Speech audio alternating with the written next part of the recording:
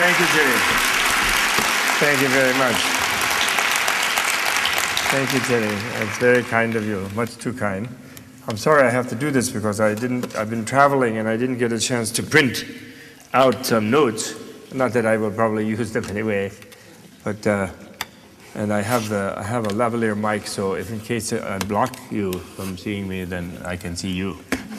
Okay, so I'm very happy to be here. It's so nice to be here in this hall. Actually, last time I was here, His Holiness the Dalai Lama was here with probably many of you, and Shirini Badi, the Venerable Shirini Badi, and of course the delightful Desmond Tutu.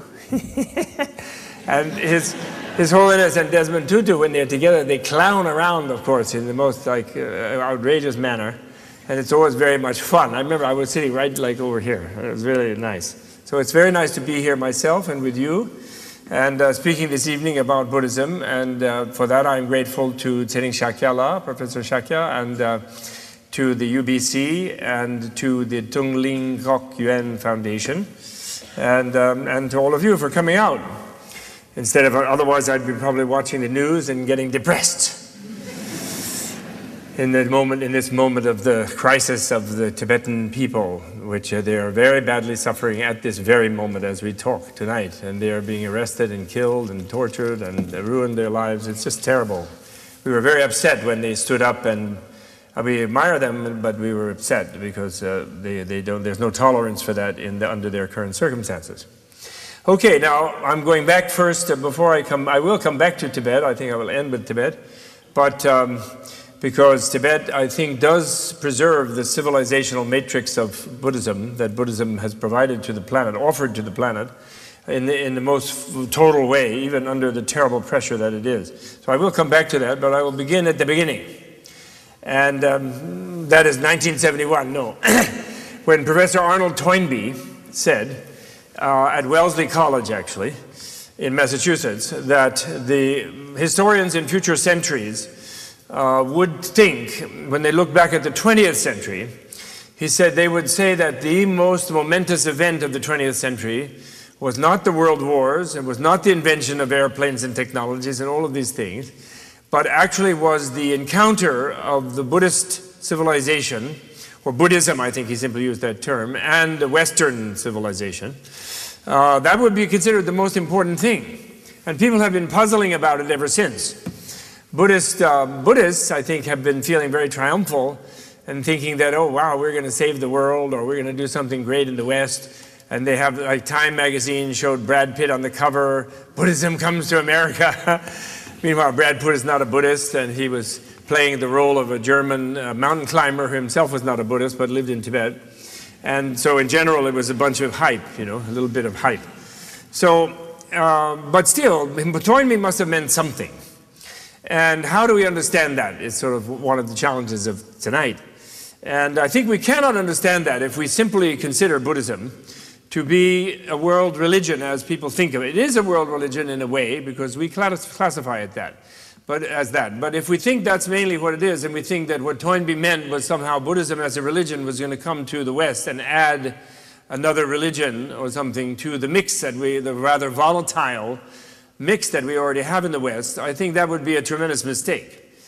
And the more responsible Buddhists, such as His Holiness the Dalai Lama, I think, and others, they do say that, and the Dalai Lama has been saying it long before we had the recent last couple of decades arisal of religious fundamentalism in all of the traditions, actually. Very, very dangerous phenomenon. He was saying, from 35 years ago, he was saying, we must, in the modern period, we cannot afford religious fanaticism, and we must give up the idea, all of us, that each of us has, and he admitted to it himself, he had had it as a young person, that our religion is the best and that everybody else should adopt it. And this is not possible any longer. No one is going to conquer the world religiously, even if they wear Gucci shoes. They're not going to do it. And no one is going to convert everybody else, nor should they, really. And besides, being a member of a denomination or a religion in itself does not guarantee even that you will behave well. As he often says, a lot of the biggest mischief makers were pious and religious and proclaiming themselves as such. And we certainly are seeing that nowadays. People killing in the name of, or congratulating killings in the name of Jesus, in the name of Muhammad, in the name of Krishna, in the name of whoever it is. People are doing that, even in the name of Buddha in Sri Lanka in particular. And so we do see that, and that is not healthy, and none of those great teachers or prophets would really like that. I mean, you know, Jesus never said, bomb thy neighbor, or bomb thy enemy. He never said that. And so people shouldn't bomb in his name, you know. And so religion is not the issue. But the point is that Buddhism, my thesis tonight, one of my theses tonight, is that Buddhism is not a religion in the way we define it. Like I teach Buddhism at Columbia, you know, which means academically, which means the history and the philosophy and the nature, but not to proselytize or advocate it. And that's in a religion department, but in a way, really, I should be in a history. I'm partly, what we do in religion departments is partly history, partly social science, partly philosophy, and then religion in the sense of, as a social scientist, observing how religious people behave, you know, rituals and anthropology and this sort of thing. That is really the discipline of religious studies. It isn't really religion in the sense of preaching something. Although many people in the natural sciences wouldn't know that. They suspect that that's what we're doing, but in fact we're not. And actually religious fundamentalists from all persuasions, when they come to college campuses, liberal arts college campuses, at least in America, they are frightened of religion departments. They don't show up because we ask them to look critically at their texts, and we don't go for this idea, you know, about how, you know, religions are sort of one monolithic thing, and we critically take all the traditions apart, you know, in a certain way. But anyway, as religion is defined in the modern period, it is mainly as a belief system or a system of symbols, you know, warranting a particular set of behaviors. It's sort of a social scientific definition. And basically, and even we, in our common language, we talk about a faith, this kind of faith, and we oppose religion, both its enemies and its advocates oppose religion to science and to reasoning, and they consider it sort of non-rational belief and faith and you know, believing in something. The theologian's joke that I learned from the Chicago Divinity School people that they like to tell, the story about the preacher who was asking the congregation for a definition of faith, and nobody would hold up their hand. He addressed the audience. He said, can someone give me a definition of faith? Nobody would. Then little Johnny in the front row, he held up his hand like this. So then preacher scolded the crowd, the congregation, and said, aren't you all ashamed? Little Johnny here in the front row thinks he knows what faith is. None of you do. And so then he says, little Johnny, you know what faith is? He says, yeah, I know what faith is, preacher. Well, can you tell us? He says, yes. He says, faith, that's believing in what you know ain't true.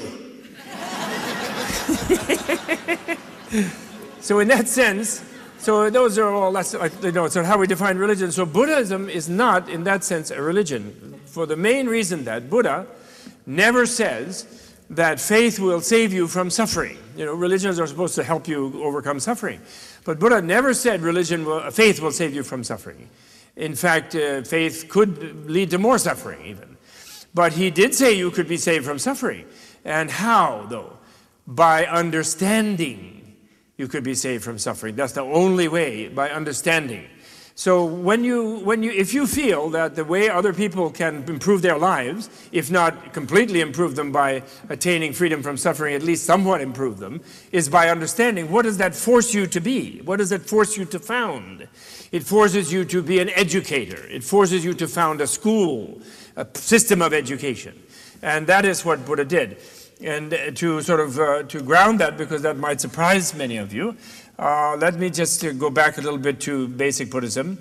Buddha's main discovery, and I would say the heart of his teaching, is what they call his Dharma, where he also turned the meaning of Dharma on its head from what it had meant, and what it still meant, continued to mean in Indian culture, where it comes from a verb root dhr, which means to hold, and therefore it has these meanings of law, custom, duty, obligation, and religion in the sense of holding your behavior in some set of ritual patterns. And that's kind of what it tended to mean. Like in the Bhagavad Gita, when you say you have to do your dharma, you're a warrior, they mean do your duty. But Buddha changed it, using the meaning of hold, he changed it in his dharma, or his teaching, was that which holds us in freedom from suffering. That's how he changed the meaning. So he changed it to